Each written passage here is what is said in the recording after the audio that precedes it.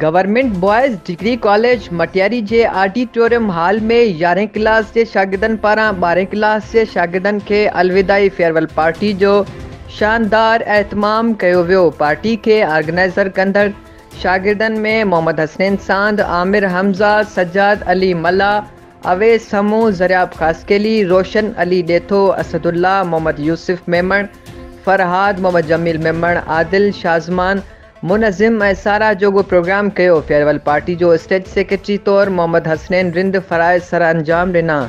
तिलावत कलाम पाक आमिर हमज़ा, हमदो सना सज्जाद अली मल्ला, नाते रसूल मक़बूल सल्लल्लाहु अलैहि वसल्लम, अवैस समूह पेश कई, जॾहिं त टेबलो सज्जाद, यूसुफ, आदिल, असदुल्ला, सज्जाद, मोहम्मद जमील पेश करे ख़ूब दाद वसूल कयो।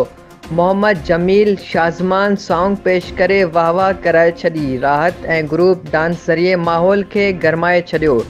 जॾहिं त कॉलेज जे महिनती शागिर्द सज्जाद अली मल्ला जी सालगिरह पिणु करे केक काटियो वियो। उन मौक़े ते ख़िताब कंदे कॉलेज जे प्रिंसिपल सलीम अहमद शेख जो चवणो हो त अहिड़ी लाजवाब फेयरवेल पार्टी जो क्रेडिट कॉलेज जे शागिर्दनि ॾांहुं वञे थो। उहा सुठी रवायत आहे जो वेंदड़नि खे मुस्तक़बिल लाइ नेक ख़्वाहिश, नेक तमन्नाऊं दुआउनि सां रुख़सत कयो वञे। उन मौक़े ते कॉलेज जे senior professor Jumro Mal, professor Naeem Ahmed, professor Anwar Hussain Umrani, professor Hasan Iqbal, professor Farman Ali Mirza, professor Saeed Abro, professor Asif Mahmad, professor Mushtaq Bhatti, professor Azizur Rehman Akro ऐं ॿियनि तक़रीरूं कयूं ऐं प्रोग्राम जे कॉलेज में शागिर्दनि उस्तादनि वॾी तादाद में शिरकत कई।